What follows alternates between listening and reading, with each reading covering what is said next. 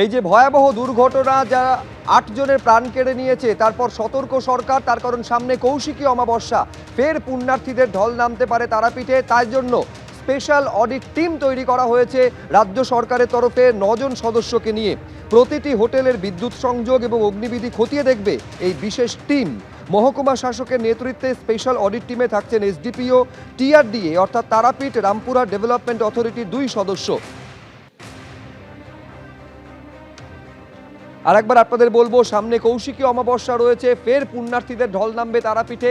এই ধরনের ঘটনা আর যাতে না ঘটে তা খতিয়ে দেখার জন্য ৯ সদস্যের স্পেশাল অডিট টিম তৈরি করেছে রাজ্য সরকার। প্রতিটি হোটেলের বিদ্যুৎ সংযোগ এবং অগ্নিবিধি খতিয়ে দেখবে এই বিশেষ টিম, যেখানে থাকছেন এসডিপিও, টিআরডি এর ২ জন সদস্য, আর নেতৃত্বে থাকবেন মহকুমা শাসক।